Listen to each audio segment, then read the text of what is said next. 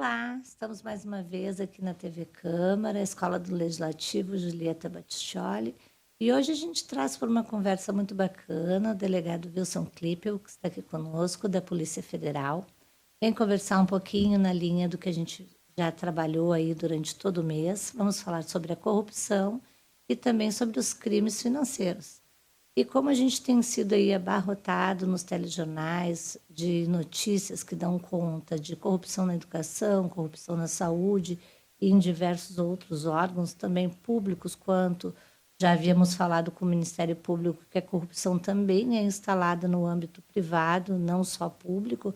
Hoje a gente vai ter, então, essa visão um pouco da nossa polícia. Então, agradeço o nosso querido delegado Wilson Klippel, que está aqui conosco, e espero que a gente possa te escutar um pouco, aprender bastante, porque a escola é esse organismo vivo de aprendizagem e é uma satisfação te receber. Muito obrigado, Letícia. Agradeço o convite, né? Olá a todos. Agradeço o convite de estar aqui falando um pouco sobre a atuação da Polícia Federal no combate à corrupção e também nos crimes contra o sistema financeiro. É um prazer, então, estar na Escola do Legislativo aqui da Câmara Municipal de Porto Alegre. Eu me chamo Wilson Klippel, eu sou delegado da Polícia Federal em Porto Alegre, no Rio Grande do Sul. Sou delegado desde 2019 e desde 2022 eu estou, né, lotado na Delegacia de Combate à Corrupção e de Crimes contra o Sistema Financeiro aqui em Porto Alegre, no Rio Grande do Sul. Então, vou trazer um pouco, né, sobre uma apresentação, uma exposição sobre a atuação da Polícia Federal e chegando à atuação nos crimes contra o sistema financeiro e também nos crimes de enfrentamento ao combate à corrupção. Tá certo, então vamos deixar a palavra com o Dr. Wilson e que a gente tenha um bom trabalho. Obrigado, Por Letícia. gentileza. Bom, então, muito prazer, né? Eu, como eu havia mencionado, me chamo Wilson Klippel, delegado de Polícia Federal desde 2019. Desde 2022, eu estou lotado na Delegacia de Combate à Corrupção e de Crimes contra o Sistema Financeiro, aqui em Porto Alegre, no Rio Grande do Sul. A Polícia Federal é estruturada nas capitais em delegacias especializadas. Então, todos os estados, né, onde há a presença da Polícia Federal, em todos os estados há a presença da Polícia Federal, e nesses estados as delegacias são especializadas, né, de acordo com a matéria, de acordo com o crime em que se busca enfrentar. A Delecor, então, enfrenta esses crimes de combate à corrupção e de crimes contra o sistema financeiro. Eu preparei aqui uma apresentação, né, uma exposição sobre para a gente chegar nessa temática de crimes contra o sistema financeiro e também nos crimes de enfrentamento ao combate à corrupção.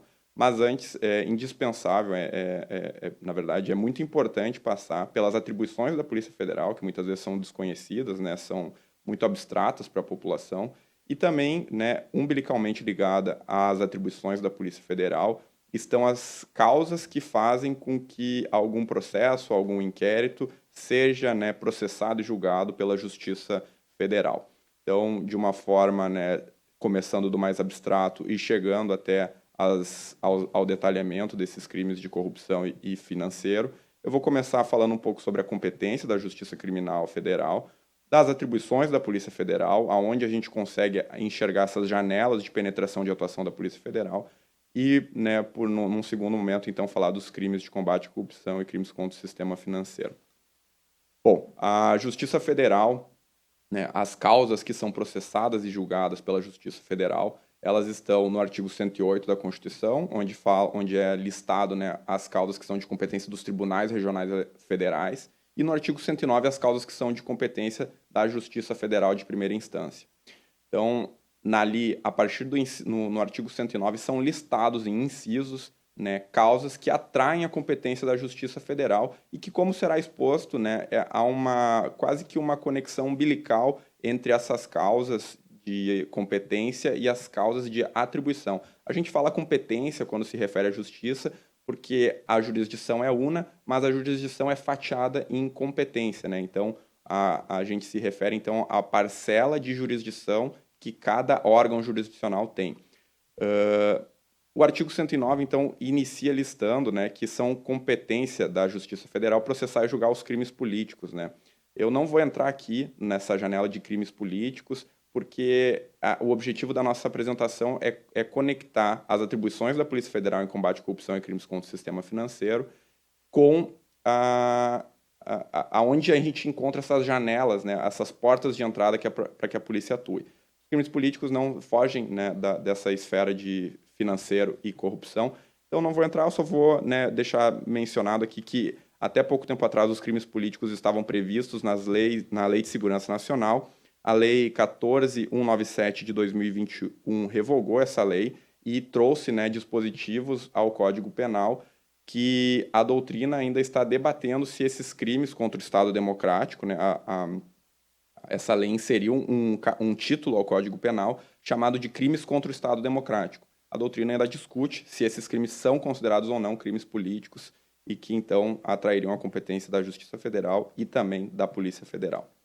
Mas, indo ao ponto agora, que é a primeira janela que abre a porta para que a Polícia Federal atue, é o artigo 109, inciso 4 da Constituição, que fala que os crimes políticos, conforme é mencionado, e as infrações penais praticadas em detrimento de bens, serviços ou interesses da União ou de suas entidades autárquicas e empresas públicas. Então aqui, né, a gente já começa a vislumbrar um cenário que a Polícia Federal vai atuar. A Justiça Federal, ela é competente, então, quando há uma infração penal, né, há um crime, né, por assim dizer, que é praticado em detrimento de bens, de serviços ou de interesses da União. A gente pode citar aqui, principalmente, uma janela de abertura para a Polícia Federal atuar no combate à corrupção, porque é interesse da União, ou atinge um bem da União, ou às vezes até um serviço da União, quando quando há, por exemplo, um dinheiro destinado a um município, há um dinheiro destinado a um recurso destinado a um Estado, e esse dinheiro tem matriz na União Federal. Um exemplo que é uma causa que a Polícia Federal acaba atuando, né, são verbas repassadas pela União no que tange à saúde e educação. Um exemplo disso é o Fundo Nacional de Desenvolvimento da Educação. Quando esse dinheiro vinculado a esse fundo é remetido a estados ou aos municípios, né, ele fica submetido a uma fiscalização de um órgão de controle federal. Então, enquanto houver essa possibilidade ou essa atribuição de um órgão de controle federal se submeter a esse controle, né, é competência, há um interesse da União que essa verba seja fiscalizada e, por consequente, há interesse que a Polícia Federal atue nesses crimes. Então, por outro lado, né, seria competência, né, e seria atribuição seria competência da Justiça Estadual processar um crime em que, por exemplo, um prefeito teria desviado uma verba transferida e que já teria sido incorporada ao ente municipal, porque aí não haveria mais um controle de fiscalização de um órgão federal. Eu sempre lembro, né, eu falei de prefeito aqui, a gente lembra que as infrações penais praticadas por prefeitos, né, elas, por um mandamento constitucional, elas são processadas e julgadas perante o Tribunal de Justiça, se for um caso de competência da Justiça Estadual, e pelo Tribunal Regional Federal competente, se for um caso envolvendo um interesse da União ou um interesse, né, que envolva uma atração da Justiça Federal. Também gosto de deixar claro aqui que há um entendimento sumulado do Superior Tribunal de Justiça de que, havendo conexão, né, conexão entre um crime que seria de competência da Justiça Estadual e da Justiça Federal, quem é competente para julgar é a Justiça Federal. A Justiça Federal, então, se sobrepõe, não seria talvez a palavra mais adequada, mas ela, digamos, impera diante de um crime de competência da Justiça Estadual, atraindo, então, esse outro crime, um crime residual, para ser processado com a Justiça Federal. E um exemplo também, né, do que seria um serviço, né, que a União teria interesse é quando um funcionário público federal comete algum crime, né, no exercício da função, ele há um interesse da União. Né? Então, se, por exemplo, um policial federal, assim como eu sou, né, ou um policial rodoviário federal, alguém que tem um vínculo profissional com a União, comete algum delito no exercício funcional, isso por si só atrai a competência da Justiça Federal e, como será exposto, também atrai a competência da atribuição da Polícia Federal. E muitas vezes causa uma certa confusão, né? Por que alguns crimes a Polícia Federal atua e outros crimes, né, muito parecidos a Polícia Federal já tem, não pode atuar. né? E aqui na Constituição, quando há feita essa ressalva do artigo 109, inciso 4, a gente consegue explicar, porque fala em interesses, em bens, em serviços da União, mas a gente exclui a gente exclui, não, ele fala do interesse da União e de suas entidades autárquicas ou empresas públicas. A gente percebe aqui que a Constituição optou por não falar em sociedade de economia mista. Então, por exemplo, quando um delito contra o patrimônio, por exemplo, um roubo é praticado, né, contra o Banco do Brasil, que é uma sociedade de economia mista, por mais que seja uma sociedade de economia mista da União, ela não é atribuição, não é competência da Justiça Federal e, por conseguinte, também não é atribuição da Polícia Federal investigar. Por outro lado, um roubo cometido contra a Caixa Econômica Federal, que é uma empresa pública federal, atrai a competência da Justiça Federal e também da Polícia Federal para atuar nesses casos. Mesma coisa, né, um exemplo, ainda só voltando ali, são os roubos a carteiros, que é um crime rotineiro lá da Polícia Federal, né, enfim, crimes contra as viaturas oficiais, os veículos oficiais dos carteiros. A empresa brasileira de Correio e Telégrafos é uma empresa pública, então, né, por ser uma empresa pública, tem a competência da Justiça Federal e a atribuição da Polícia Federal. Aqui também outra causa de competência da Justiça Federal são os crimes previstos em documentos internacionais com relação de internacionalidade, é o artigo 109, inciso 5. É interessante a gente conhecer, mas também por mais que a Polícia Federal atue, não tem relação com os crimes financeiros, tampouco com os crimes de combate à corrupção. Mas fica, né, um registro de que a mera previsão de um delito, ou melhor, de uma figura penalmente relevante em tratado, né, internacional, por si só não atrai a competência da Justiça Federal e por si só também não vai atrair a atribuição da Polícia Federal. A gente precisa que esse delito tenha previsão, né, em tratado, seja previsto como crime no ordenamento jurídico interno e também que tenha uma relação de transnacionalidade. Um exemplo disso, né, até um exemplo que é bem interessante, porque eu comentei no início que há uma relação umbilical entre competência da Justiça Federal e atribuição da Polícia Federal, mas que não se confundem, é que o tráfico transnacional de drogas, ele é da competência da Justiça Federal processar e julgar esse delito.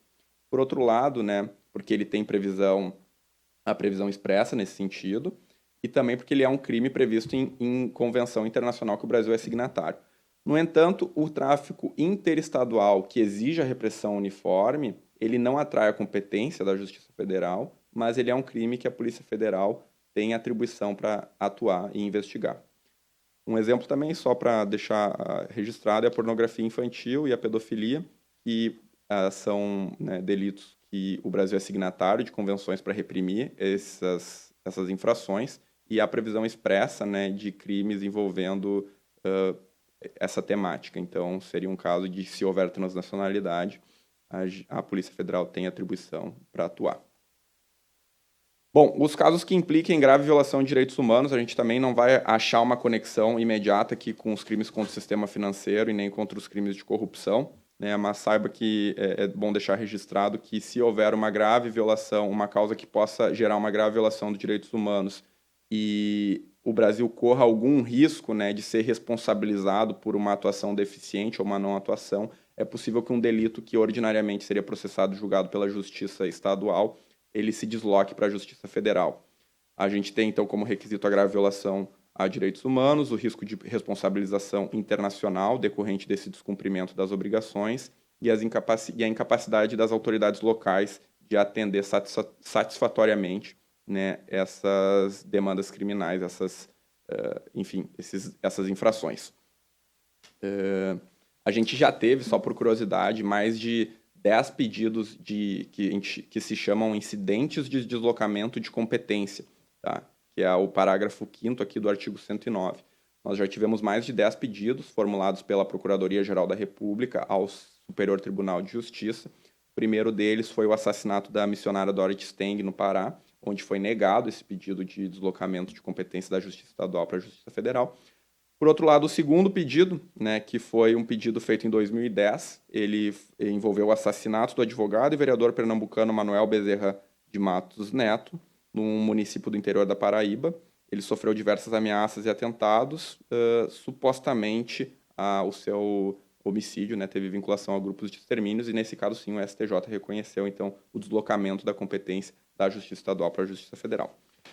Só uma curiosidade, né, não é o âmago aqui, nem é, digamos, uma porta de entrada para a atuação da Polícia Federal, mas é um tema que gera algum interesse, né, principalmente aqui no Estado, com o crime envolvendo a Boate Kiss, que se foi ventilado esse deslocamento. Mas, enfim, não é o tema aqui, eu vou me ater ao tema que é a competência da Justiça Federal e a atribuição da Polícia Federal.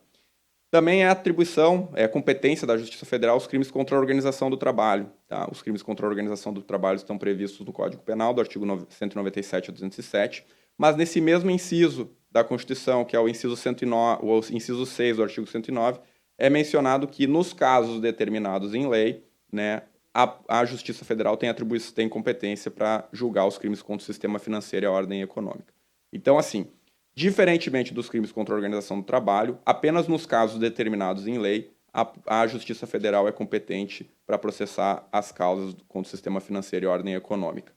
Então, a gente vê aqui uma opção do legislador constituinte de determinar todos os casos de contra a organização do trabalho para a Justiça Federal e apenas os determinados em lei contra o sistema financeiro e ordem econômica. A lei, então aqui, né, é a grande porta de entrada que a Justiça Federal tem e, por consequente, a Polícia Federal tem de atuar nos crimes contra o sistema financeiro. A lei que regula, que prevê os crimes contra o sistema financeiro é a Lei 7.492, de 1986, onde lá, né, se estipulam, estão previstos os crimes, também há o conceito de instituição financeira e algumas providências que nos interessam, como no artigo 26, que a ação penal nesses delitos, né, que serão promovidas pelo Ministério Público Federal e serão julgadas pela Justiça Federal. Então, aqui, né, nós temos a grande, digamos, porta de entrada da Polícia Federal. Bom, um crime, né, que eu vou já antecipar um pouco, que causa muito, digamos, inquietação social, né?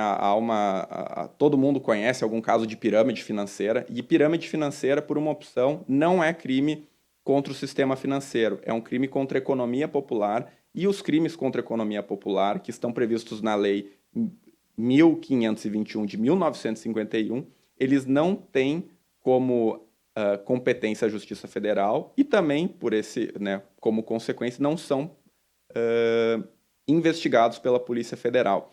É um tema que foi muito, né, já foi muito debatido na jurisprudência do Superior Tribunal de Justiça. Eu trouxe até alguns julgados aqui que mostram que a pirâmide financeira, por mais que tenha relação com a ordem econômica, com o sistema financeiro, não é considerado um crime contra o sistema financeiro. A lei que prevê esse crime não prevê a competência da Justiça Federal e, portanto, né, é julgado pela Justiça Estadual, investigado pelas polícias civis aqui. Então, né, um exemplo aqui de julgado é que a captação de recursos decorrente do pirâmide financeira não se enquadra no conceito de atividade financeira para fins de incidência da Lei 7492. Assim, esses processos são julgados no âmbito da Justiça Estadual. Se houver, como eu falei, uma conexão, né, eu tinha falado sobre conexão de um crime da Justiça Estadual com a Justiça Federal, aí sim, por ser conexo a um crime contra o sistema financeiro, a competência será atraída pela Justiça Federal. Bom, aqui também tem alguns outros crimes, né, competência da Justiça Federal, mas que não interessam no momento para nós, que é os crimes a bordo de aeronaves ou navio, os crimes de ingresso ou de permanência irregular de estrangeiro e disputa sobre direitos indígenas. Só uma observação é que o simples fato de envolver um indígena num delito, por si só, não atrai a competência da Justiça Federal, que a Constituição quis, né, trazer para a sua competência, para a competência da Justiça Federal, é sobre direitos envolvendo indígenas. Bom, chegando então ao ponto da Polícia Federal, atribuições da Polícia Federal, né? O Constituinte previu no artigo 144 da Constituição os órgãos de segurança pública, né? Então, a Polícia Federal está ali prevista como um órgão de segurança pública no artigo 144, inciso 1, e também no parágrafo 1º. Ali é falado, né, uma breve explicação do que a Polícia Federal consiste, né, instituída por lei como órgão permanente, organizada e mantida pela União e estruturada em carreira, e ali ela fala um pouco sobre ao que ela se destina, né, no inciso 1º, no inciso 2º, no inciso 3º, e eu vou fazer aqui, né, não por... eu vou focar um pouco no que nos interessa para a gente chegar nos crimes financeiros e nos de combate à corrupção, é que apurar infrações penais, ali no inciso 1, apurar infrações penais contra a ordem política e social ou em detrimento de bens, de serviços e de interesses da União. A gente vê que, então, o Constituinte repete, né, a causa de competência da Justiça Federal na causa de atribuição para processar, para investigar crimes aqui. E também, né, a gente consegue perceber no inciso 4 que é a atribuição da Polícia Federal exercer com exclusividade as funções de Polícia Judiciária da União. Então a gente vê aqui uma conexão, né, das causas de competência da Justiça Federal, né, com as atribuições da Polícia Federal, porque é a Polícia Federal quem atua como polícia judiciária, né, a polícia que investiga crimes, a polícia que atua, né, nessa parte de investigação criminal. Dando por uma ordem constitucional, né, que prevê que a Polícia Federal é instituída como órgão permanente e instituída por lei, há uma lei, que é a Lei 10.446, de 2022, que prevê as atribuições da Polícia Federal de uma forma um pouco mais detalhada, né? Então, a gente percebe ali que há uma amplitude, né, se abre um pouco mais esse leque de atribuições da Polícia Federal nessa lei, e a gente começa também a perceber com um pouco mais de clareza que a competência da Justiça Federal, ela decorre da Constituição Federal, e ela não decorre de quem investigou o delito. Então, pode ser que um delito seja investigado pela Polícia Civil de um estado, e esse delito não necessariamente vá para a Justiça Federal. Da mesma forma, é possível que a Polícia Federal investigue um determinado delito e ele seja processado, julgado na Justiça Estadual. A gente vê aqui na Lei 10.446 um rol de crimes, né, que eles são interessantes, mas eles não são, eu acredito, pertinente agora para a temática da palestra, né, para não se estender demais, mas são listados os crimes em que a Polícia Federal pode atuar. Eu vou passar um pouco, porque acho que a matriz constitucional já é suficiente para a gente entender aonde que a Polícia Federal entra no combate à corrupção e nos crimes contra o sistema financeiro, mas saibam que é nessa lei que a gente encontra uma minúcia, então, das competências, das atribuições da Polícia Federal. Conforme mencionado, né, as atribuições da Polícia Federal, elas não se confundem com a competência da Justiça Criminal, com a competência criminal da Justiça Federal. Então, é possível, né, que uma investigação da Polícia Federal, ao final, tenha por destinatário o Ministério Público do Estado e também a Justiça Estadual. Um julgado do STJ de outubro de 2024, agora para ilustrar a fala.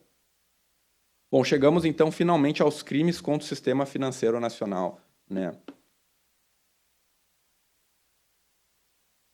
Acho que o primeiro passo para que a gente possa entender o que são os crimes contra o sistema financeiro nacional é entender o que é o sistema financeiro nacional.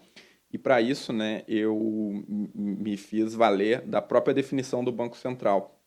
O Banco Central é um órgão do sistema financeiro nacional e lá ele no próprio endereço eletrônico no site do Banco Central tem o conceito. Então, o sistema financeiro ele é formado por um conjunto de entidades e instituições que promovem a intermediação financeira, isto é, o encontro entre credores e tomadores de recursos. É por meio do sistema financeiro que as pessoas, as empresas e o governo circulam a maior parte de seus ativos, pagam suas dívidas e realizam seus investimentos. Aqui já fica claro uma preocupação, né, que vai ser o norte aqui do entendimento do sistema financeiro, é de que não se está protegendo uma instituição financeira, seja ela pública ou privada, não se está se protegendo um investidor, um cliente, um correntista, se está protegendo o sistema. O sistema ele precisa cumprir uma função social, ele precisa ter uma credibilidade, ele precisa passar ele precisa não, ele é necessário que ele tenha uma rigidez maior do que lesões pontuais. Então, o interesse aqui é tutelar de forma sistêmica, né? Como o próprio nome diz, Sistema Financeiro Nacional. Aqui o Banco Central ele continua conceituando, né, e descrevendo como ele é organizado. Ele é organizado por agentes normativos, supervisores e operadores. Acho que é um detalhamento desnecessário. Talvez uma imagem fale um pouco melhor sobre o que consiste o Sistema Financeiro Nacional. Nas linhas, então, horizontais, nós temos os órgãos normativos. Nas linhas horizontais, nós temos os órgãos normativos, os órgãos supervisores e os operadores do Sistema Financeiro Nacional. A gente tem, então, como órgão normativo, né? Então, desde já é importante perceber que todos esses órgãos mencionados, eles vão estar inseridos no contexto de repressão a crimes contra o sistema financeiro, né? Então, a atuação da Polícia Federal, ela passa, né, um pouco, ainda que indiretamente, com uma relação com esses órgãos, que são o Conselho Monetário Nacional, o Conselho Nacional de Segurança de Seguros Privados e o Conselho Nacional de Previdência Complementar. Como órgãos supervisores, né, nós temos o Banco Central, a Comissão de Valores Mobiliários, que é a CVM, a SUSEP, a Superintendência de Seguros Privados, e a Previ, que é a Superintendência Nacional de Previdência Complementar. Eu acho que não é relevante a análise dos operadores, né, mas para o entendimento da sistemática agora do sistema financeiro. Então, né, conforme mencionado anteriormente, a Constituição prevê que os crimes, quando previstos em leis, praticados em detrimento da ordem econômica e financeira, eles serão investigados eles serão competência da Justiça Federal e por um estudo que a gente conseguiu linkar agora, a atribuição da Polícia Federal para atuar na repressão desses delitos.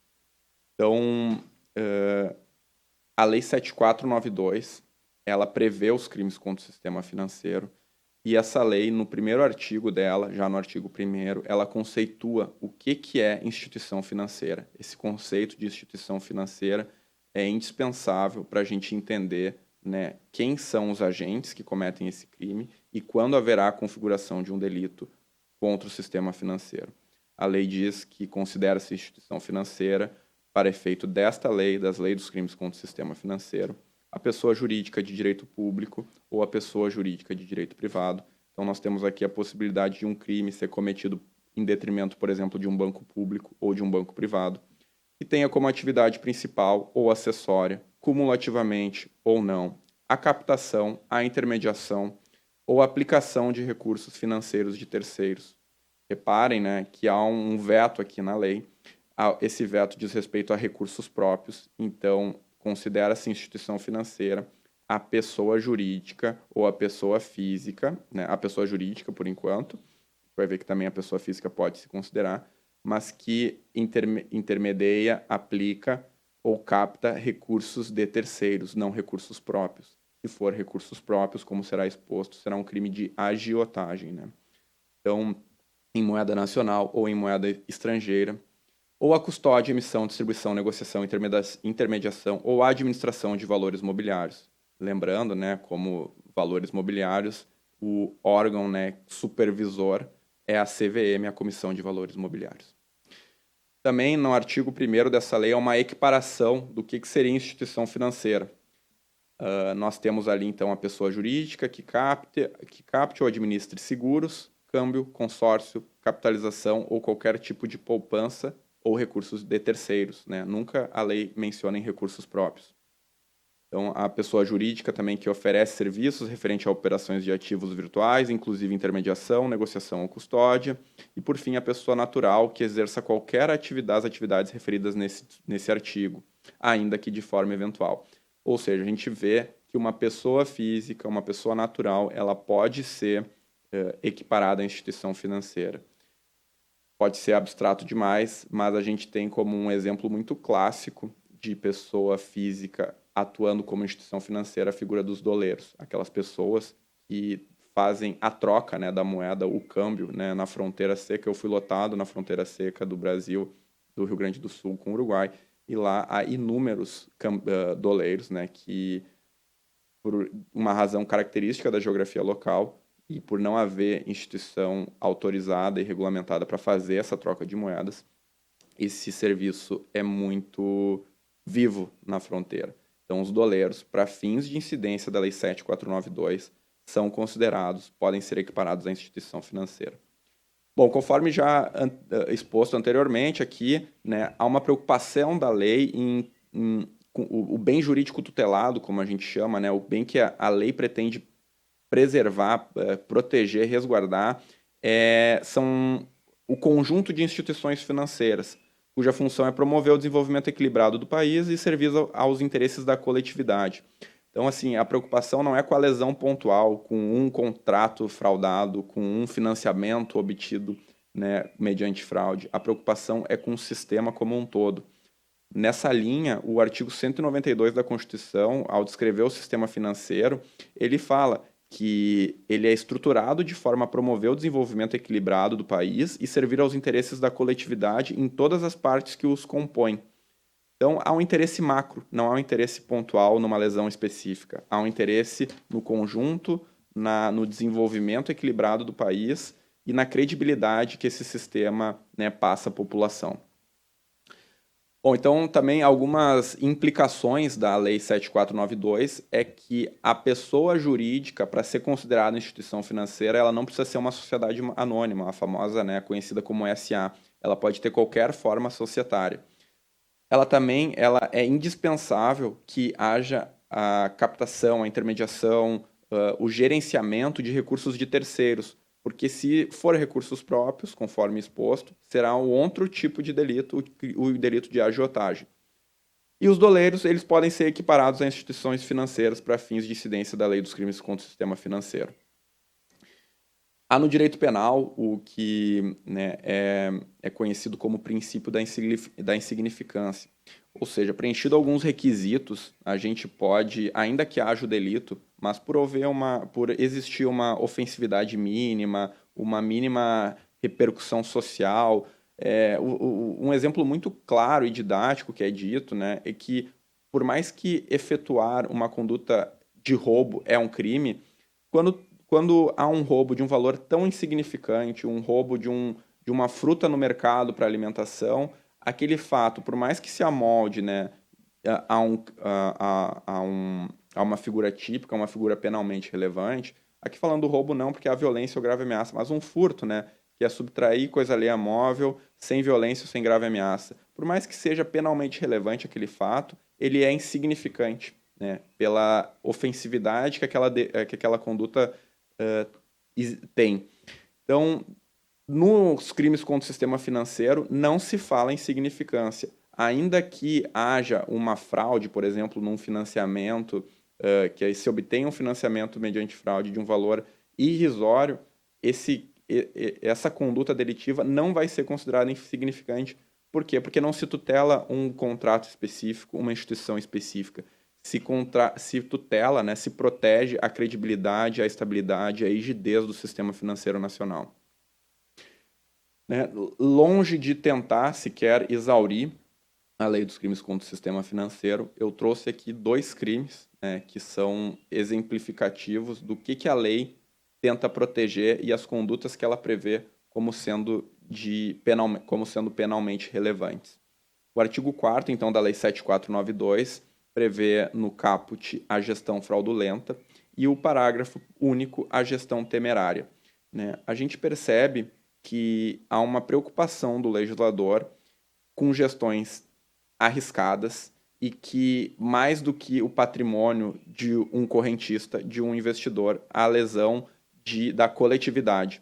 Então, gerir fraudulentamente uma instituição financeira é uma figura penalmente relevante, é uma figura que vai ser considerada um crime, assim como gestão temerária. Se a pessoa gerir temerariamente, né, e aí há uma grande discussão sobre o que seria temerário, há também uma figura de relevo para o direito penal brasileiro. Uma observação aqui é que os crimes contra o sistema financeiro, alguns, eles exigem que a pessoa que comete esse delito, ela tenha uma condição especial. E a gente percebe nesse crime essa condição especial, porque não é qualquer pessoa que pode gerir uma instituição financeira, né? Então não é qualquer um que vai gerir fraudulentamente ou gerir temerariamente. Essa pessoa precisa ter alguma condição especial, ser um diretor, ser um gestor, ser um presidente, para que haja, né, a conduta dessa pessoa se amolde perfeitamente à norma penal.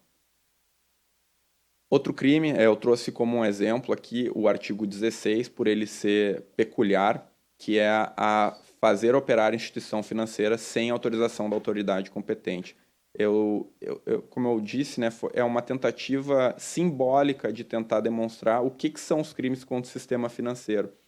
Diversamente do artigo 4º, em que a gente tem uma figura um pouco mais rebuscada, que exige uma condição especial do autor do delito, aqui a gente vê que qualquer pessoa, inclusive uma pessoa física, como é o caso do doleiro, ele pode fazer operar sem a devida autorização uma instituição financeira, né? Então, a gente conjugando o conceito de instituição financeira, pessoa que capta, administra recursos de terceiro, né, e que ela faz isso sem autorização do órgão estatal competente, ela vai estar incidindo numa figura típica, numa figura penalmente relevante. Aqui, né, eu trouxe a observação de que, para que as instituições financeiras elas operem, elas precisam de uma prévia autorização do Banco Central. Lembrando, né, o Banco Central é um órgão que faz parte do sistema financeiro nacional, é um órgão supervisor. Então, a gente precisa, para que haja o funcionamento de uma instituição financeira, a autorização do Bacen. Por outro lado, né, um pouco diferente, é se estivermos tratando de uma instituição financeira estrangeira, é preciso um decreto do Poder Executivo para que haja autorização dessa instituição financeira.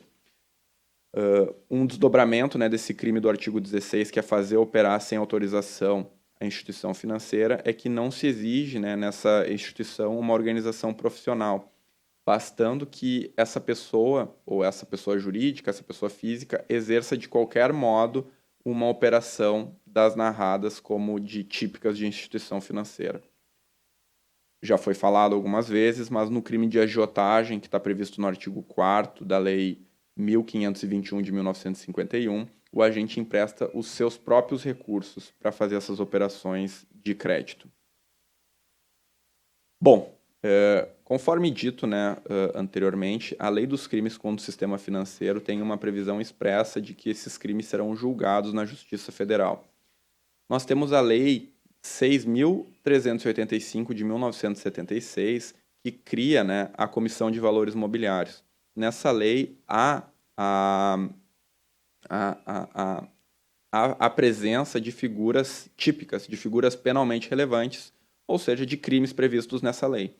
Só que a Lei 6.385, diversamente da Lei 7492, não fala nada, ela é silente sobre a competência da Justiça Federal e, por consequência, da atuação da Polícia Federal. No entanto, né, o entendimento do Superior Tribunal de Justiça é no sentido de que esses crimes contra o mercado de capitais, né, os crimes que são previstos na Lei 6385 são de competência da Justiça Federal, porque essas condutas invariavelmente vão afetar o mercado de valores mobiliários, sujeita, então, à fiscalização da União através da Comissão de Valores Mobiliários. É um entendimento, jurisprudencial, né, em razão dessa lacuna legislativa. Bom, então, né, encaminhando a parte final já da apresentação, né, dessa exposição, a gente conseguiu chegar, né, no combate à corrupção, nos crimes de enfrentamento ao combate à corrupção.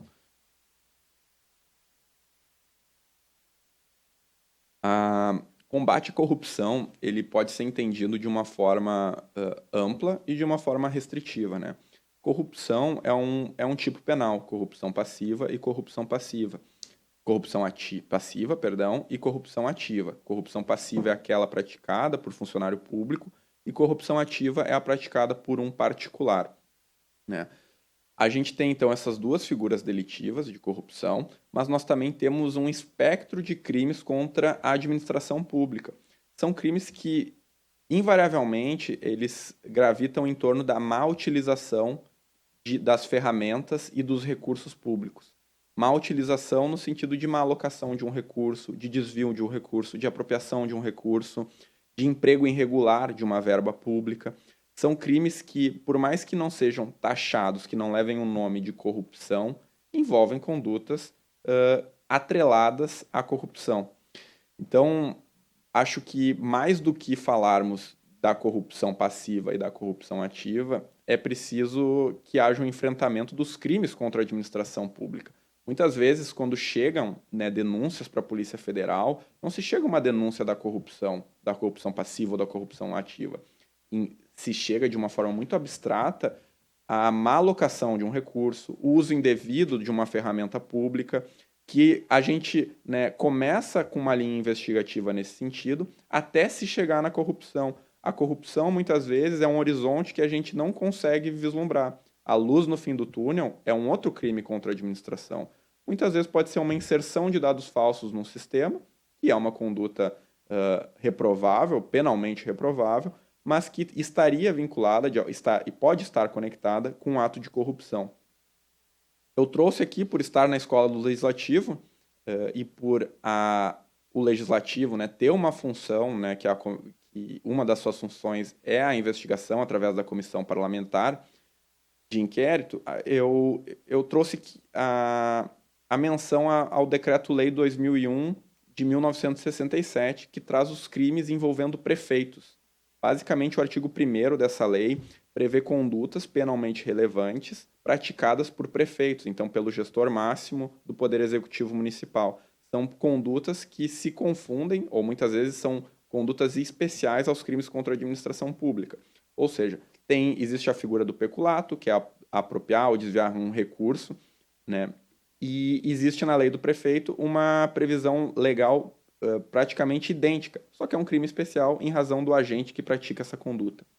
Eu trouxe aqui uma observação quanto ao concurso de pessoas. Concurso de pessoas é uma figura estudada no direito quando uma ou mais pessoas praticam quando duas ou mais pessoas praticam um determinado delito. A regra geral no Código Penal não, no ordenamento jurídico penal brasileiro, é que todas as pessoas respondem pelo mesmo delito.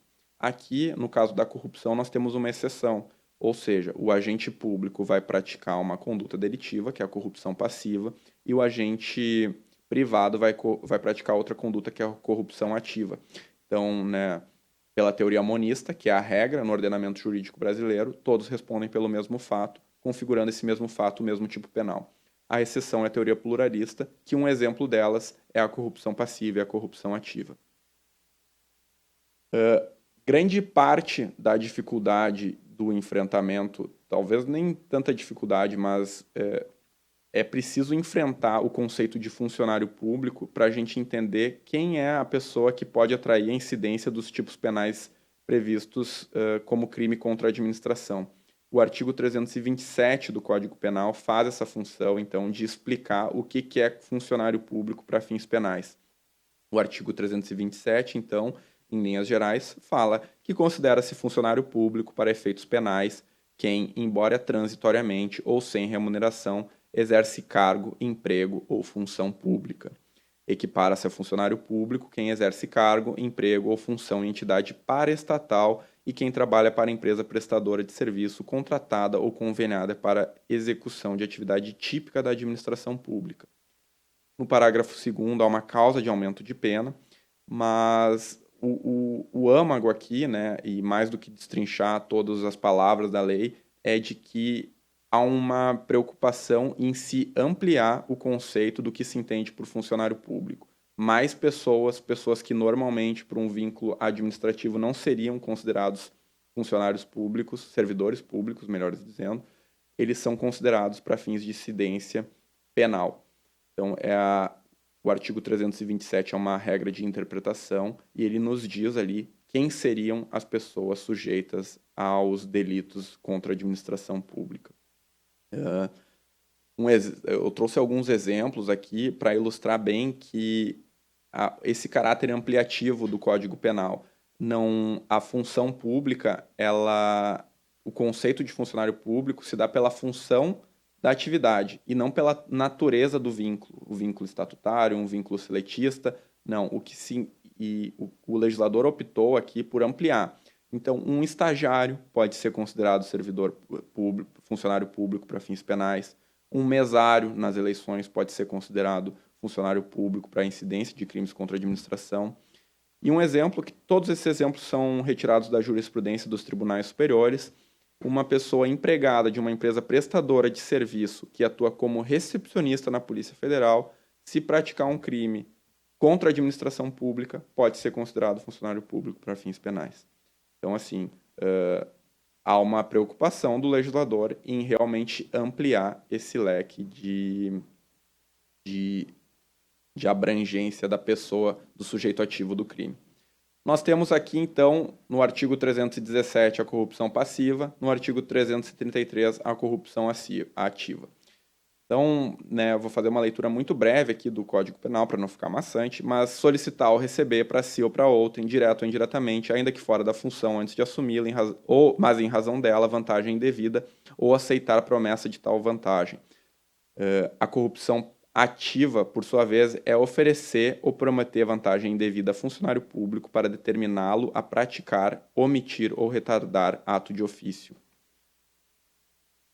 É importante deixar claro aqui uma situação que muitas vezes causa confusão. Quando se solicita uma vantagem indevida, não necessariamente se recebe por essa vantagem indevida. O tipo penal optou, né, aqui por entender caracterizado, consumado o delito com a mera solicitação da vantagem indevida. Ou seja, o funcionário público ele não precisa receber esse valor, né? Ele precisa só solicitar. Se houver a solicitação ou também a aceitação de promessa de uma vantagem indevida, está caracterizado o crime, apesar ou ainda que não haja o recebimento desse valor.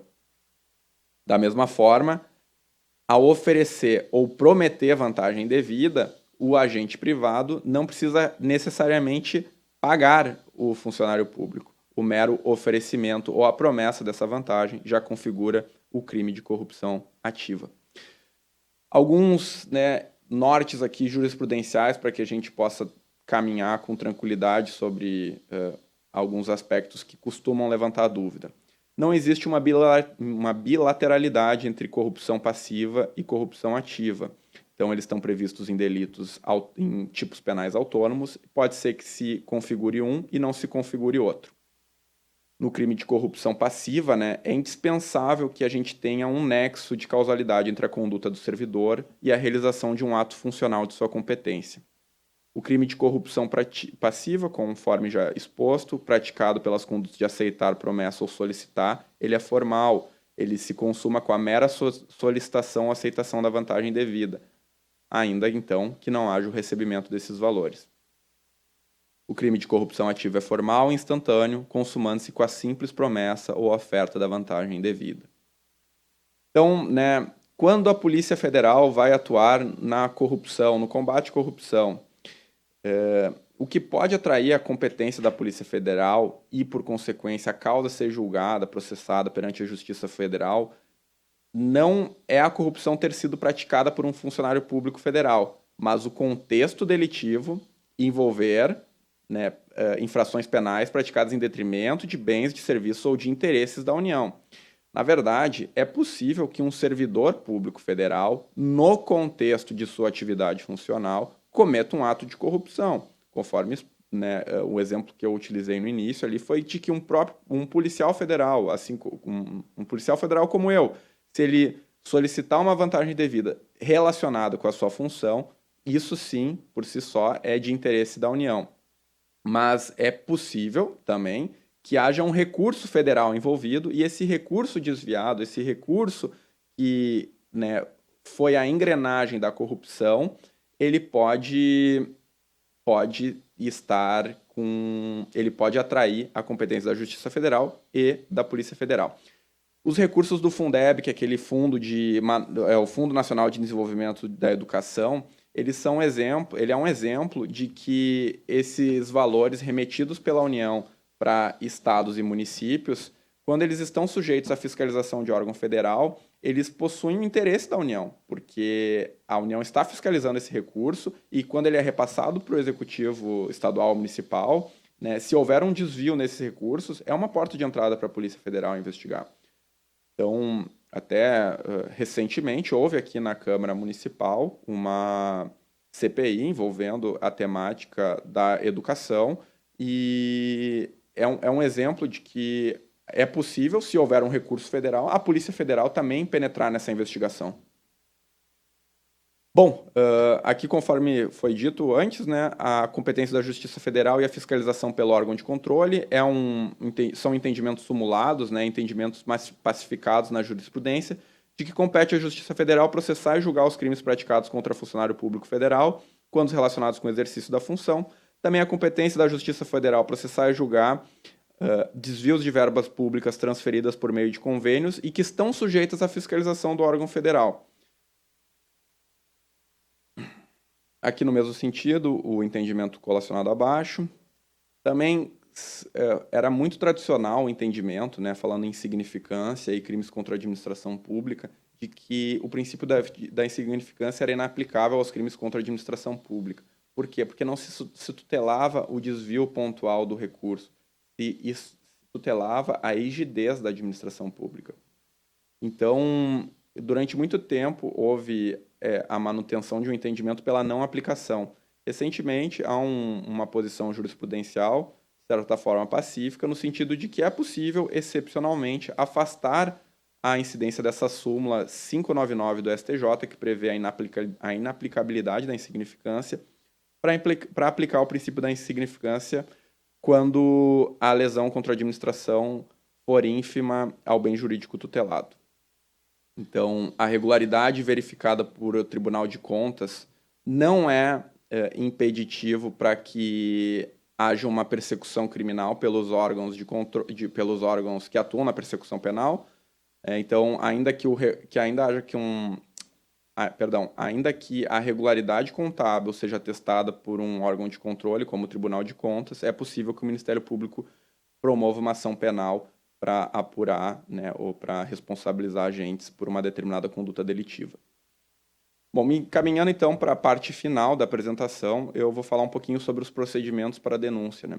O Código de Processo Penal, ele prevê que qualquer pessoa que tiver conhecimento de um fato penalmente relevante pode levar esse fato à polícia judiciária. No caso, eu vou falar da Polícia Federal. Então, a Polícia Federal hoje possui um canal, que é o canal principal, que é o Comunica PF. Através do site www.gov.br, a pessoa pode ir ali fazer a comunicação de um crime. É interessante, né? Eu atuo muitas vezes em casos em que eles chegam para nós através de denúncias. Quanto maior a riqueza de detalhes, maior é a possibilidade de uma investigação ser frutífera.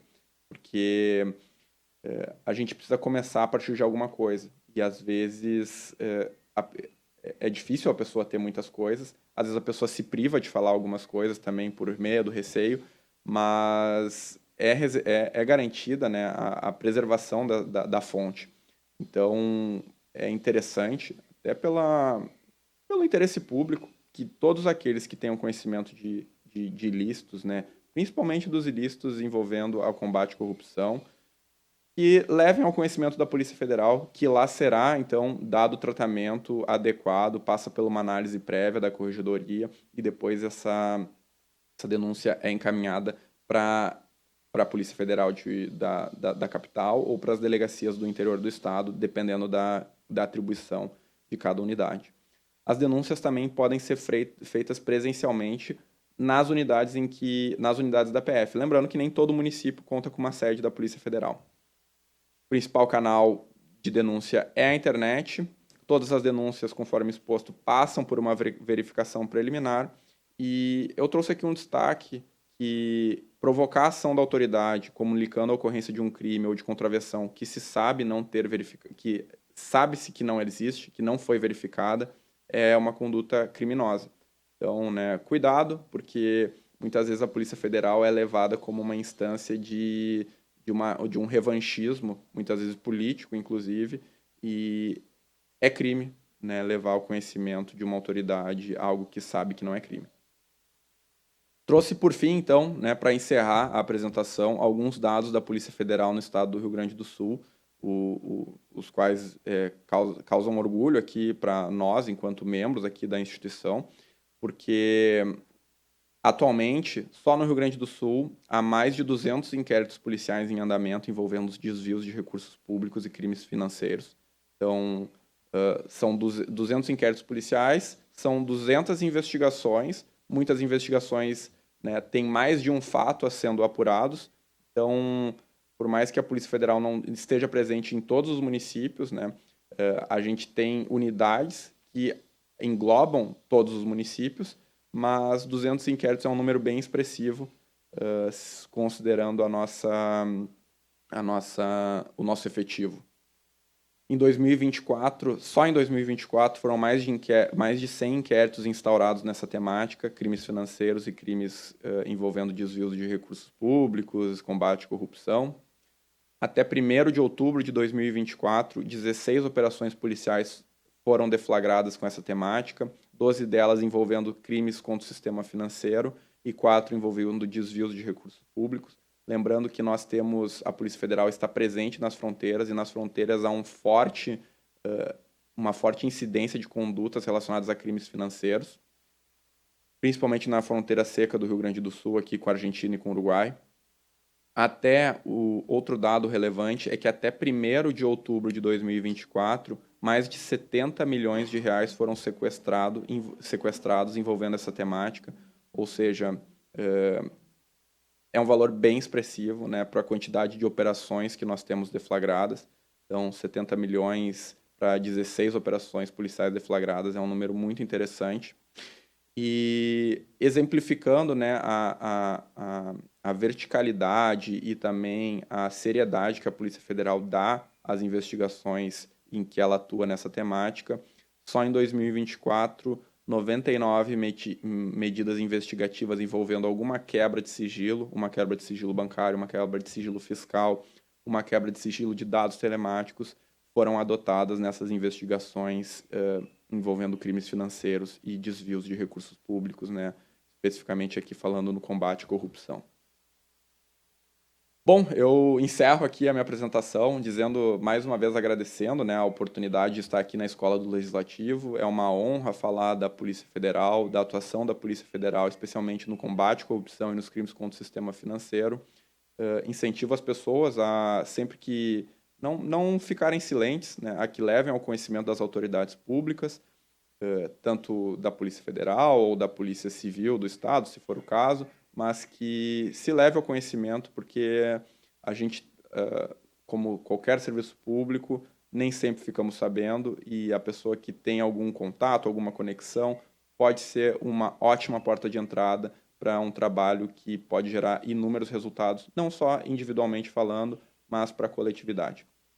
Muito obrigado, né? Eu deixo aqui meu nome completo, e estou à disposição na Delecor ou atuante aqui como um agente público em prol na investigação desses delitos.